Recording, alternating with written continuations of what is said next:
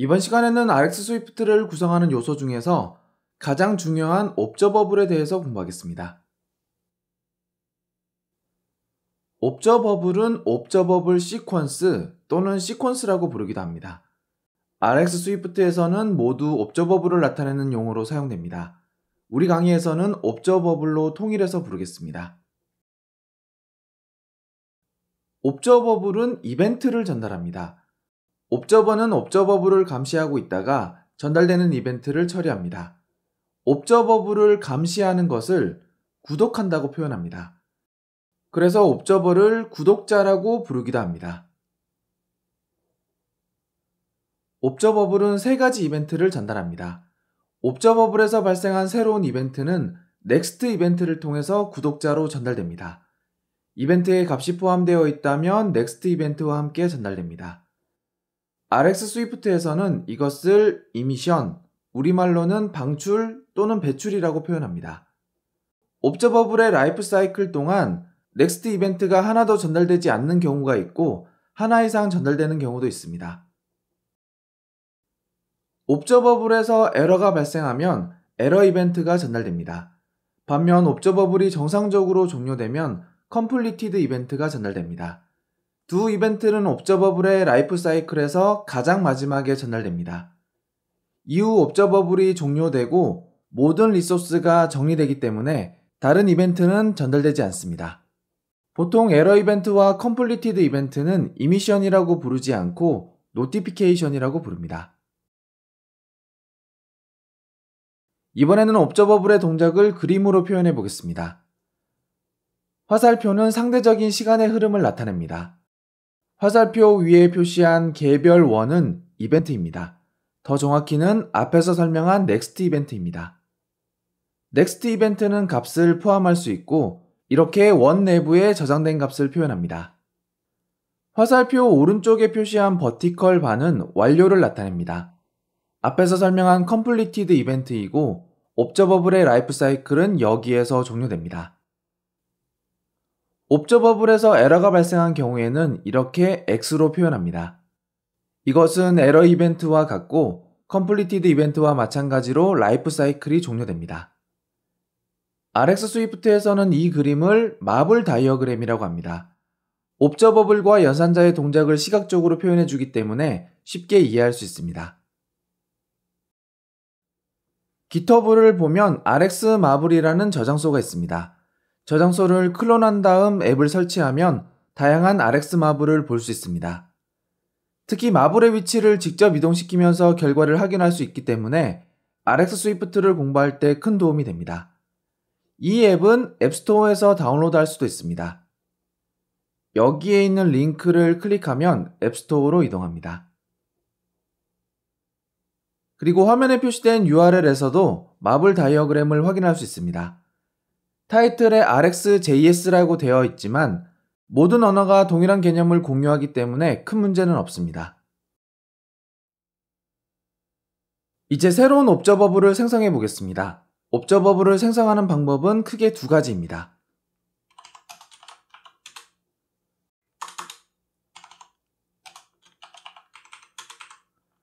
첫 번째는 크리에이트 연산자를 통해서 옵저버블의 동작을 직접 구현하는 방법입니다.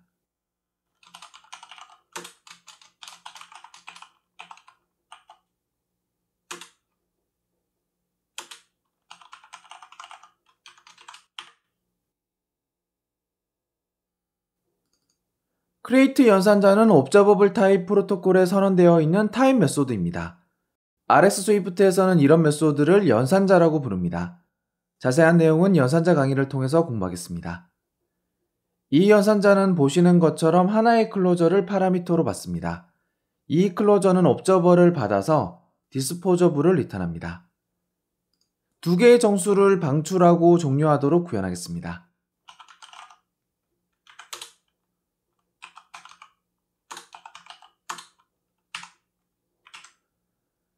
이렇게 옵저버에서 on 메소드를 호출하고 넥스트 이벤트에 숫자 0을 담아서 전달하고 있습니다.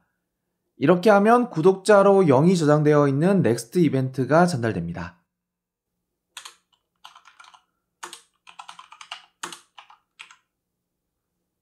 이렇게 onNext 메소드를 사용하는 것도 가능합니다. 이번에는 1이 저장되어 있는 next 이벤트가 전달되겠죠.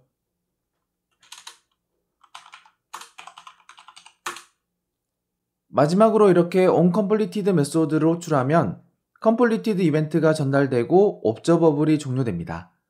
이후에 다른 이벤트를 전달할 수는 없습니다. 그런 다음 마지막 부분에서 disposa블을 리턴해야 합니다.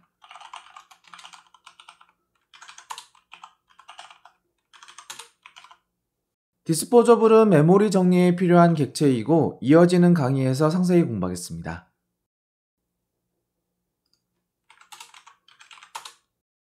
observable을 생성하는 두 번째 방법은 create가 아닌 다른 연산자를 활용하는 방법입니다.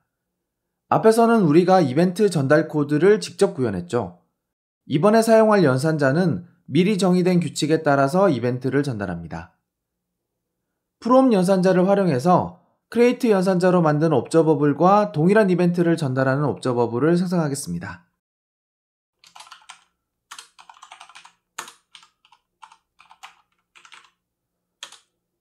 코드가 이전보다 훨씬 단순하죠. from 연산자는 파라미터로 전달한 배열에 있는 요소를 순서대로 방출하고 completed 이벤트를 전달하는 observable을 생성합니다. 이렇게 단순히 순서대로 방출되는 observable을 생성할 때는 create 연산자로 직접 구현하는 것보다 from과 같은 다른 연산자들을 활용하는 것이 좋습니다. observable을 생성하는 다양한 연산자는 연산자 강의에서 공부하겠습니다. 여기까지 두 개의 정수를 방출하고 종료하는 observable을 생성했습니다. 지금은 observable이 생성된 상태일 뿐입니다. 다시 말해서 정수가 방출되거나 이벤트가 전달되지 않습니다. observable은 이벤트가 어떤 순서로 전달되어야 하는지 정의할 뿐입니다. 그러면 여기에서 구현했던 클로저가 실행되거나 from 연산자로 만든 observable에서 이벤트가 전달되는 시점은 언제일까요? 바로 observer가 observable을 구독하는 시점입니다. 이 시점에 next 이벤트를 통해서 두 개의 정수가 순서대로 방출되고 이어서 completed 이벤트가 전달됩니다. observable을 구독하는 방법은 다음 강의에서 공부하겠습니다.